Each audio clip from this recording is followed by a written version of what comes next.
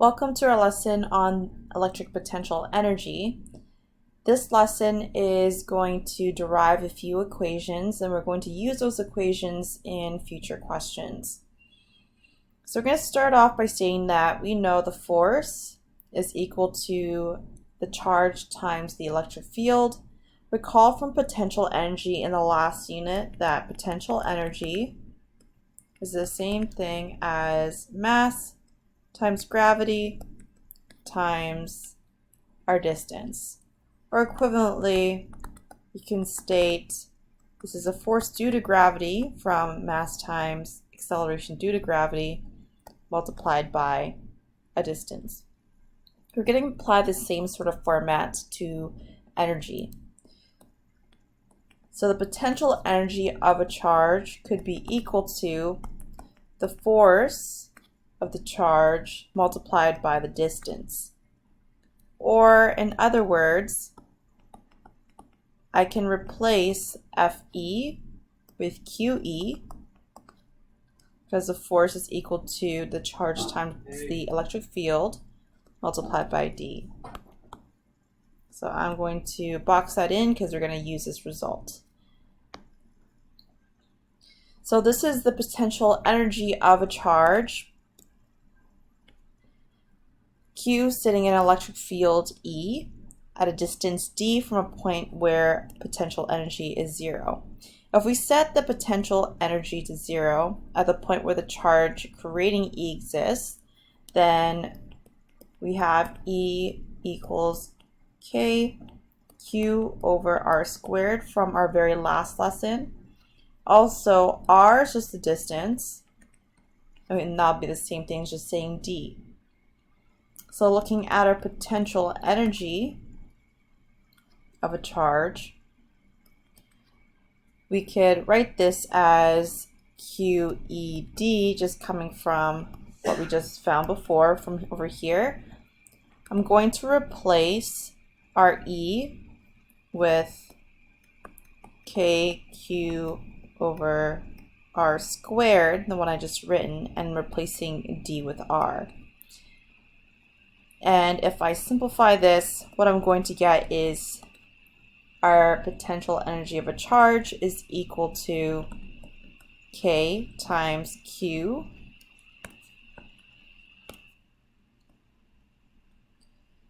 times another Q all over R, because one of the R's are going to cancel out. So what did I just found here? This is the potential energy between two charges. We have two Q's.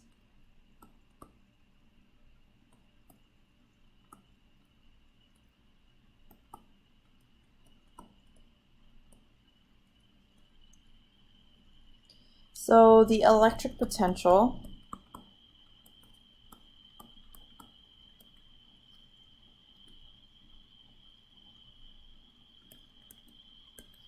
we define this as V, is the work that can be done on a unit of charge. So recall that E is equal to Fe over Q. I just rearranged Fe is equal to QE. So our electric potential V is defined in a similar way.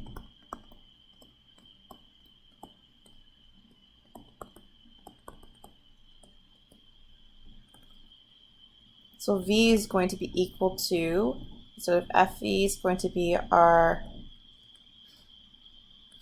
potential energy between two charges over Q. I'm going to replace this Fe with the one that we just found, the potential energy between two charges. One of our Q's are going to cancel out, and we're going to be left with KQ over R. So therefore, the electric potential is equal to K, the charge, over distance. And our units here are going to be joules per coulomb. So this defines how much work can be done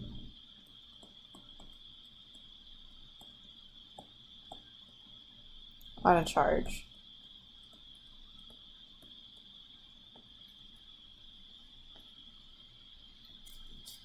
So this is definitely one result we're going to use. I'm going to highlight this one.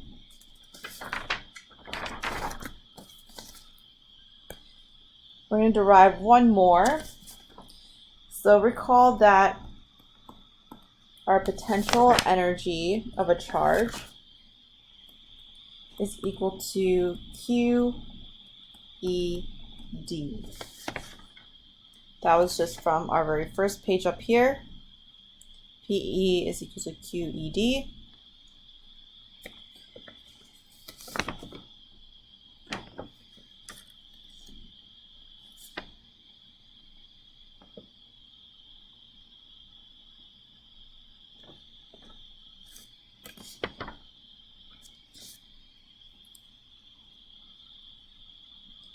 And on the last page, we define V over here as PE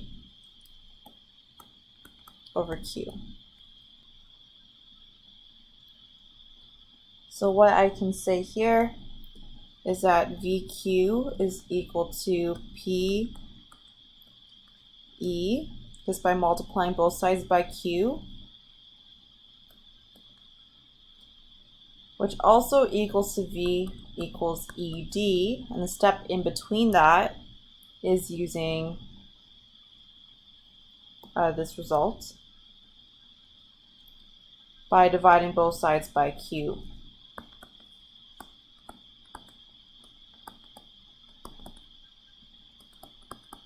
So all I did is replace this PE over Q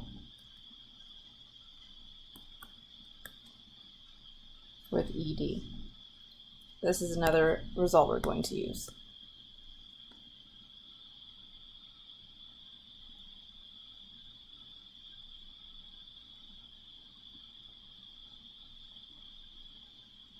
So E is the constant between the two plates. So I'm going to draw what the diagram would look like for something like this. Let's say we have two plates.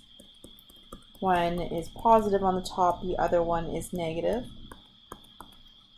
D is the distance between the two plates, and E is the constant. So E is constant between the two plates. The potential V between the plates is equal to the electric field multiplied by the plate separation distance. So let's try examples of this. Calculate the electric potential at a distance of 0.4 meters. So that's R here. We're looking for V, which is the electric potential, from a spherical point charge of 6.4 times 10 to negative 6 coulombs. And that's your Q.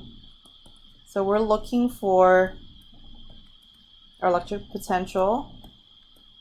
This is a formula we derived, one of them, when we highlighted it over here. So K is 9 times 10 to the power of 9. Q is 6.4 times 10 to the power of negative 6. Our distance is 0.4 meters. So after this calculation, we're going to get 1.4 times 10 to the power of 5 joules per coulomb.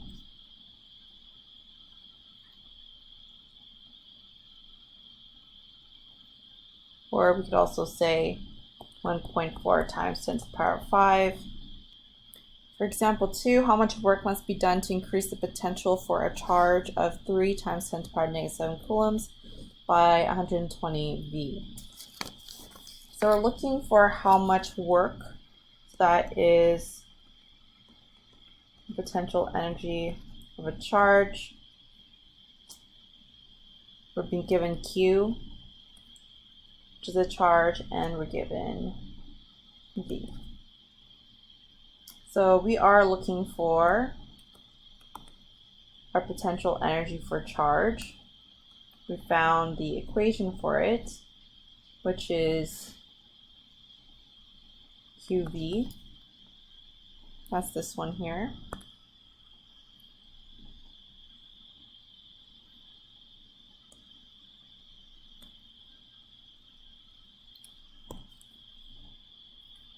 So Q is 3 times 10 to the power of negative 7 coulombs.